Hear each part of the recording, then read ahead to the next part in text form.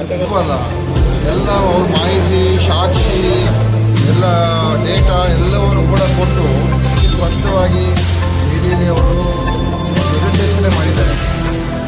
ಆಯಿತಾ, ಇಷ್ಟು ಆರೋಪ ಅಲ್ಲ, ಸಾಬೀತಾಗಿರುವಂಥ ವಿಷಯ.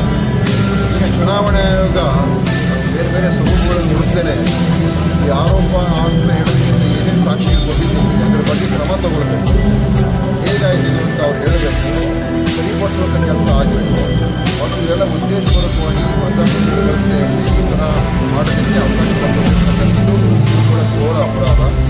ಇದೆಲ್ಲ ಇದ್ರ ಬಗ್ಗೆ ಸ್ಪಷ್ಟೀಕರಣ ಆಗಬೇಕು. ನಿಜವಂದರೆ ಚುನಾವಣೆಗಳಲ್ಲಿ ನನ್ನ ಕ್ಷೇತ್ರದಲ್ಲೂ ಕೂಡ ನನ್ನ ಒಂದು ವಾರ್ಡ್ನಲ್ಲಿ ಸುಮಾರು 8,000 to 10,000 ವೋಟು ನಾವು ಪರಿಚಯಿಸಿದ್ವಿ. ಮನೆಗೂ ಸೆಟಪ್ ಮಾಡಿದ್ವಿ. ಅದನ್ನು ಕೂಡ ಕೆಲವು ದಿನಗಳಲ್ಲಿ ಚುನಾವಣೆ ನಾನು ಕೂಡ ನೋಡ್ತಾ ಇದ್ವಿ. ಯಾರು ಹೇಗೆ ಮಾಡ್ತಿದ್ದಾರೆ, ಇಷ್ಟು ದೊಡ್ಡ ಪ್ರಮಾಣದಲ್ಲಿ ಹೆಂಗೆ ಮಾಡ್ತಾ ಇದ್ದಾರೆ, ಇದೆಲ್ಲ ಕೂಡ ಇವತ್ತು ಚುನಾವಣೆ ಏನು ಮಾಡ್ತಾರೆ, ಅವರ ಜವಾಬ್ದಾರಿ ಏನು, ನಿಷ್ಪಕ್ಷಪಾತವಾದಂಥ ಮತ್ತು ಪಾರದರ್ಶಕವಾದಂಥ ಚುನಾವಣೆ ನಡೆಸೋದೇ ಅವರ ಜವಾಬ್ದಾರಿ. ಅದನ್ನು ಮಾಡೋಕ್ಕಾಗದೆ ಹೋದರೆ ಮತ್ತೆ ಏನು ಚುನಾವಣೆ ನಮಗೆ ಹೋಗುತ್ತಲ್ಲ, ಸೊ ಅದರಿಂದ ಆರೋಪ ಅಲ್ಲವೇ ಅಲ್ಲ. ಅದೇ ಅದು ಗೊತ್ತಾಗಿದೆ, ಅದ್ರ ಬಗ್ಗೆ ಈಗ ತನಿಖೆ ಮಾಡ್ತಾ ಇದ್ದೀವಿ. ಅದು ಯಾರೊಬ್ಬ ಏನೋ ನಕಲಿ ವೈದ್ಯ ಅಥವಾ ನಾಟಿ ವೈದ್ಯ ಅಂತ ಏನು ಹೇಳ್ತೀವಿ, ಅವರೇನೋ ಮಾಡಿ ಯಾವುದೋ ಒಂದು ಕೊಟ್ಟು ಪಾಪ ಜನರಿಗೆ ನಾವು ಇದ್ರ ಬಗ್ಗೆ ಕಾನೂನುಗಳೆಲ್ಲ ಮಾಡಿದ್ವಿ. ಆದರೂ ಕೂಡ ಅನೇಕ ಸಂದರ್ಭಗಳಲ್ಲಿ ನಮ್ಮ ಜನ ಇಂಥವ್ರು ನಂಬ್ತಾರೆ. ಕೆಲವರು ಸ್ಥಳೀಯವಾಗಿ ಗ್ರಾಮಗಳಲ್ಲಿ ಮತ್ತು ಊರುಗಳಲ್ಲಿ ಇವರು ಪಾರಂಪರಿಕ ವೈದ್ಯರು ನಾಟಿ ವೈದ್ಯರು ಕರ್ಕೊಂಡು ಎಷ್ಟೋ ಜನ ಅದನ್ನು ಮಾಡ್ತಾ ಇರ್ತಾರೆ. ಸೊ ಅದನ್ನು ನಾವು ನಿಯಂತ್ರಣ ಮಾಡೋಕ್ಕೆ ಪ್ರಯತ್ನ ಮಾಡ್ತಾ ಇರ್ತೀವಿ. ಈ ಥರ ಆಗಿರೋದು ನಿಜವಾಗ್ಲೂ ಅತ್ಯಂತ ನೋವಿನ ಸಂಗತಿ. ಅನಾವಶ್ಯಕವಾಗಿ ಅಲ್ಲಿ ಜನ ಈಗ 4 ಜನ ಏನೋ ತೀರ್ಕೊಂಡಿದ್ದಾರೆ. ಸರ್, ಸಾಮಾಜಿಕ ಜಾಲತಾಣದಲ್ಲಿ ಬಿಜೆಪಿಯವರು ನಾವು ಇದು ಹಾಸ್ಪಿಟ್ಲು ಮಾಡ್ತೀವಿ ಅಂತ ಹೇಳ್ತಾ ಇದ್ದಾರೆ, ಕಾಂಗ್ರೆಸ್ನವರು ಪೋಸ್ಟ್ ನಾವು ಮಾಡ್ತೀವಿ ಅಂತ ಹೇಳ್ತಾರೆ.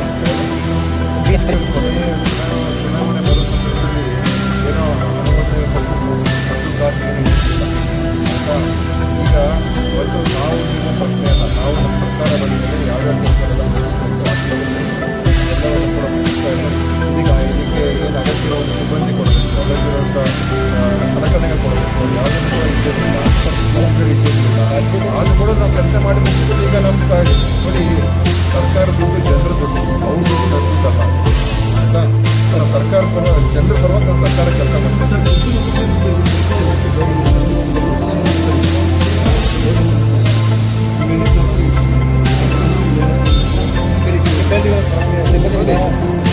ಸಿಬ್ಬಂದಿಗಳು ಕೊರತೆ ಇರುವಂಥದ್ದು ಸ್ವಲ್ಪ ಇದೆ ಇಲ್ಲ ಅಂತ ಹೇಳೋದಿಲ್ಲ.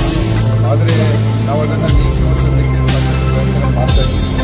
ಈಗ ಸುಮಾರು ನಮ್ಮಲ್ಲಿರುವಂಥ BPS ಈಗ ಕಡ್ಡಾಯ ವೈದ್ಯಕೀಯ ಸೇವೆಯನ್ನು ನೋಟಿಫೈ ಮಾಡಿದ್ದೀವಿ.